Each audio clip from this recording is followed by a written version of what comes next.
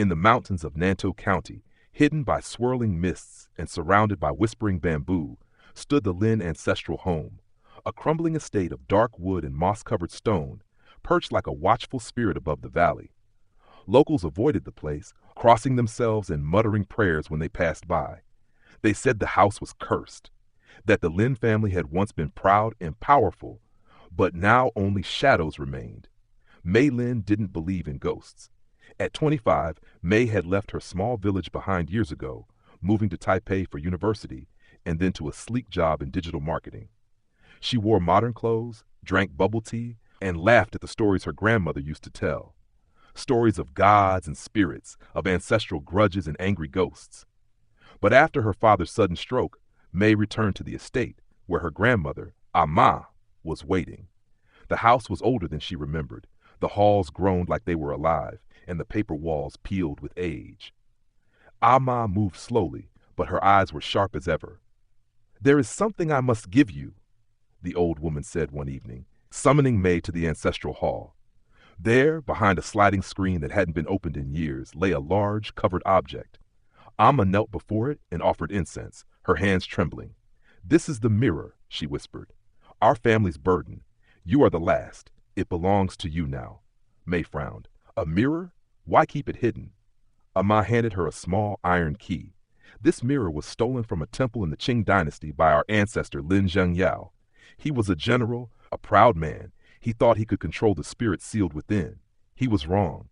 Every generation since, someone has paid the price." Mei raised an eyebrow. "A ghost in a mirror?" But the old woman didn't smile. "Promise me, Mei, never uncover it at night. Never say its name aloud. Never let your reflection linger in it." Out of respect, Mei nodded, but her curiosity was sparked.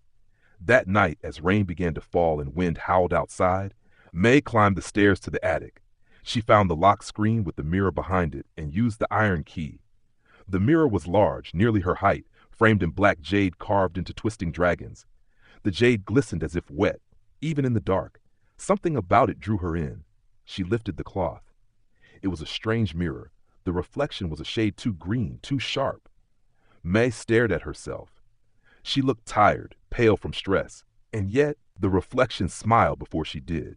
Startled, she stepped back. The mirror seemed to breathe. Behind her reflection, shadows moved.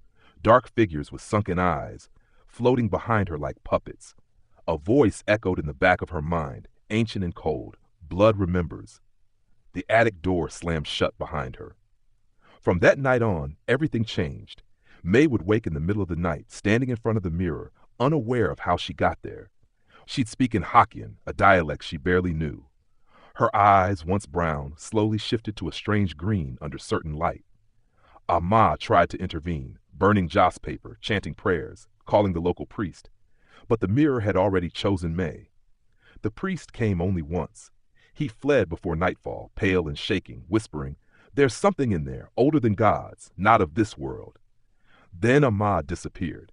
Mei found her the next day, kneeling in front of the mirror, her mouth sewn shut with strands of black hair, her reflection still moving even though her body was still. After that, the house began to decay faster. Walls warped. Water dripped from ceilings despite dry weather. The air grew heavy, and whispers echoed through the halls. Mei no longer went outside. She spent her days in the attic, speaking to her reflection. Sometimes it answered. It told her things, family secrets, names of ancestors who had died in madness, visions of their final moments. It showed her the truth. The Lin family had never been cursed by accident.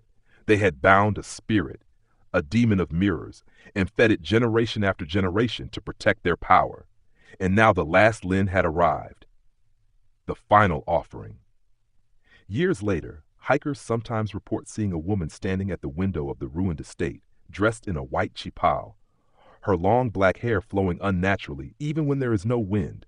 Some say she's beautiful, others say her eyes are green like jade and hollow like death. They say if you enter the house and find a mirror covered in a dusty cloth, do not look, because if you do, your reflection might smile first. And if it does, you've already begun to forget who you are. And the mirror remembers. Always.